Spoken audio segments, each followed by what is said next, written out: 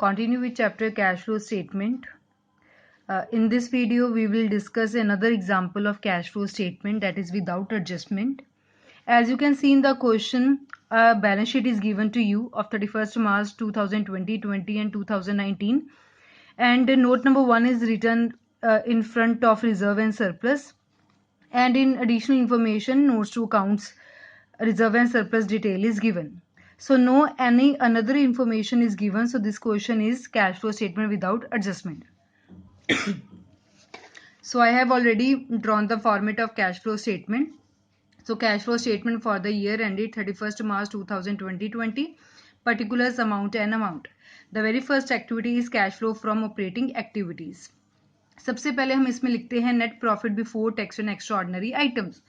हमने इसमें सीखा हुआ है कि हमें वर्किंग नोट बनाना पड़ता है, बट हर बार ये कंपलसरी नहीं होता कि आपको वर्किंग नोट बनाना पड़े. It all depends upon the question. हम इसके फॉर्मेट को थोड़ा सा रिकॉल करते हैं. सबसे पहले हमें चाहिए था रिजर्व एंड सरप्लस. तो आपको रिजर्व एंड सरप्लस कहाँ से पता लगेगा? रिजर्व एंड सरप्लस से. सो इस रिजर्व एंड सरप्लस के आगे लिखा गया नोट नंबर 1, जिसके आगे उसका नोट लिखा जाएगा. फिर आपने सारी की सारी इन्फॉर्मेशन उसके नोट से ही लेनी है, क्योंकि रिजर्व एंड सरप्लस में 2 या 3 आइटम्स और भी हो सकती हैं. सो इसमें आपको सरप्लस गिवन है, ठीक है, 1,32,000 एंड 24,000. इसके बाद हमारे फॉर्मेट में आता था ट्रांसफर टू रिजर्व. अगर वो भी ट्रांसफर टू रिजर्व होता तो मैं रिजर्व एंड सरप्लस से ही पता लगता, बट इसमें उसके अंडर कुछ भी नहीं लिखा. So reserve to transfer to reserve is not there in the question. Then it is proposed dividend. Propose dividend के बारे में हमेशा एडिशनल इंफॉर्मेशन में लिखा जाता है. इस क्वेश्चन में प्रपोज डिविडेंड है ही नहीं. Then it is interim dividend. उसके बारे में भी हमें एडिशनल इंफॉर्मेशन से पता लगता, तो यहाँ वो अगेन हमें नहीं given. Then provision for tax. Provision for tax हमेशा हमें करंट लाइबिलिटी, इसके अंडर शॉर्ट टर्म प्रोविजन का पॉइंट होता है, वहां से पता लगता है provision for tax. Short term provision यहाँ है ही नहीं, मतलब प्रोविजन फॉर टैक्स वाला पॉइंट है ही नहीं क्वेश्चन में. Then extraordinary item if debited, उसके बारे में एडिशनल इंफॉर्मेशन से पता लगता. So nothing is mention in the question. Less में सबसे पहले refund of tax and extraordinary item if credited. So उसके बारे में भी हमेशा हमें एडिशनल इंफॉर्मेशन से पता लगेगा. इसमें वो भी पॉइंट नहीं है. मतलब इस क्वेश्चन में net profit before tax and extraordinary item का आपको कोई भी डिटेल नहीं गिवन, सिर्फ आपको सरप्लस के बारे में बोला गया है. सो इसके लिए मुझे सेपरेट वर्किंग नोट बनाने की अब जरूरत नहीं पड़ेगी, क्योंकि एक ही आइटम हमारे पास गिवन है.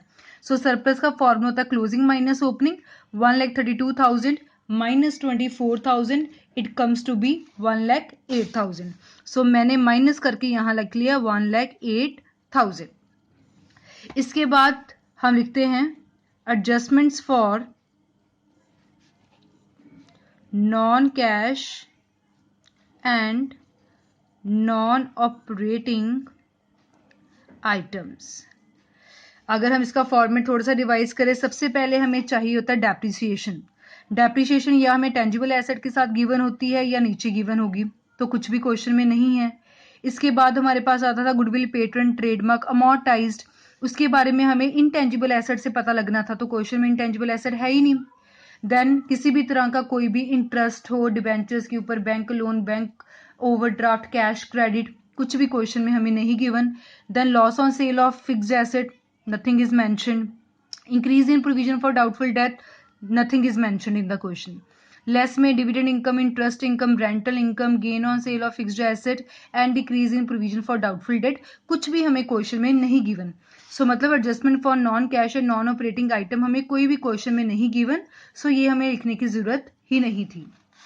इसके बाद हम इसमें ऐड करते हैं, अगर हमारी कोई करंट एसेट डिक्रीज हो और हमारी करंट लाइबिलिटी कोई इंक्रीज हो, और लेस में हम इसका ऑपोजिट कर लेते हैं, अगर कोई करंट एसेट इंक्रीज हो और अगर कोई करंट लाइबिलिटी डिक्रीज हो.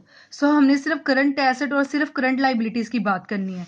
सो डायरेक्टली मैं पहले करंट लाइबिलिटीज की तरफ चलती हूँ. उसमें सबसे पहले पॉइंट गिवन है ट्रेड रिसीवेबल, एक ही आइटम. ट्रेड पेबल आपको एक ही आइटम गिवन है. सो पिछले साल था ये 27,000, अब ये हो गया 75,000. सो करंट लाइबिलिटी जो है वो इंक्रीज करगी. अब जब इंक्रीज करती तो हम उसको कहाँ लिखते हैं?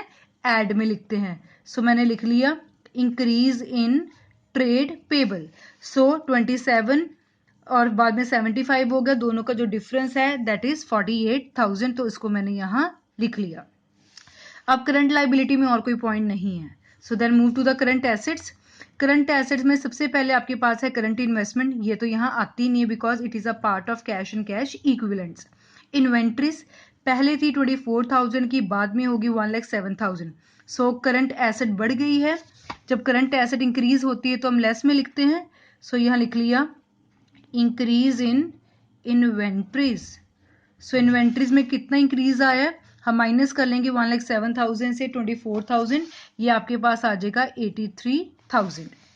देन ट्रेड रिसीवेबल पहले थे 17,500, बाद में हो गए 40,000। सो ये भी वैल्यू इंक्रीज कर गई है।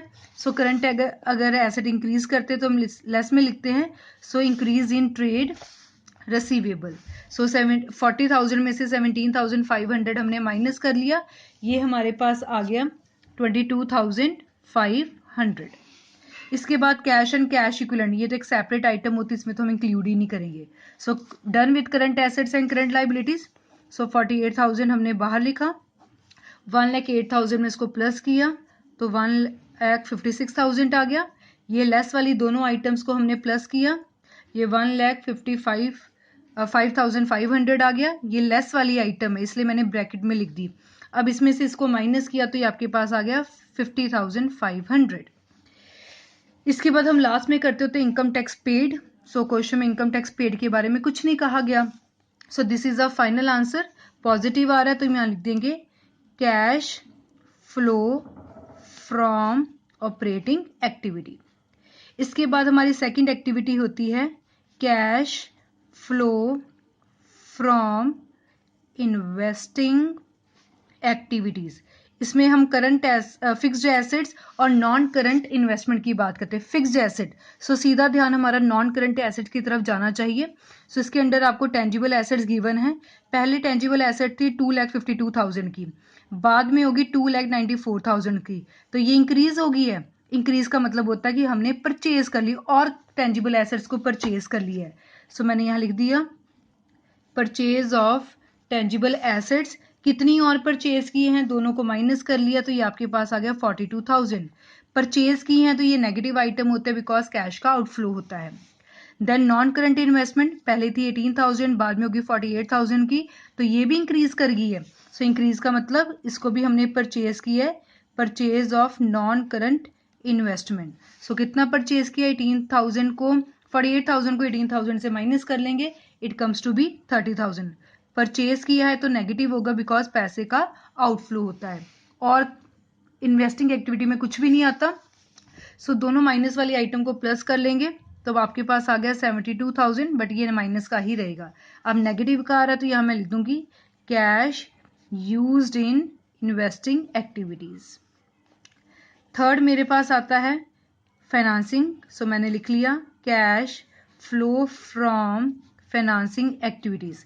इसमें हम शेयर्स, डिबेंचर्स, उनके इंटरेस्ट के बारे में बात करते हैं। सो डायरेक्टली शेयर कैपिटल पे चलते हैं। पहले था 1,80,000, बाद में हो गया 2,10,000, मतलब इंक्रीज हो गया। सो हमने शेयर कैपिटल को इशू किया है, issue of share capital. Issue का मतलब होता है लोगों को हमने शेयर दिए और हमें पैसे आ गए। सो ये पॉजिटिव आइटम है। सो डिफरेंस इज ऑफ 30,000, हमारे पास पैसे आगे हैं, ये पॉजिटिव होगा। Long term बोरविंग्स 1,50,000, 1,50,000। सो इसमें कोई इंक्रीज कोई डिक्रीज नहीं आया, सो इसमें इसको हम लिखेंगे ही नहीं और कुछ भी नहीं इसमें आएगा। सो फाइनेंसिंग में सिर्फ एक एक्टिविटी है 30,000, ये पॉजिटिव है। सो मैंने लिख लिया cash flow from financing activities. So हमने तीनों एक्टिविटीज को सॉल्व कर लिया। अभी ऑपरेटिंग का आंसर आया था 50,500, इन्वेस्टिंग का आया था नेगेटिव में 72,000, फाइनेंसिंग का आ गया 30,000। सो इन दोनों को आपस में प्लस करके इसमें से माइनस किया तो आपके पास आंसर आ गया 8,500 पॉजिटिव। अब ये पॉजिटिव आया तो मैं यहाँ लिख दूंगी net increase in cash and cash equivalents. ये इन्वेस्टिंग, फाइनेंसिंग और ऑपरेटिंग को तीनों को आपस में प्लस माइनस करके आ गया। अब इसमें मैं ऐड करती हूं cash and cash equivalents at the in the beginning. Beginning में इसमें डिफरेंस नहीं लेना, सिर्फ बिगनिंग का लेना है। अब अगर हम इसकी तरफ ध्यान दें तो कैश एंड कैश इक्विवेलेंट्स आपको गिवन है क्वेश्चन में, इसका ओपनिंग बैलेंस था 9500।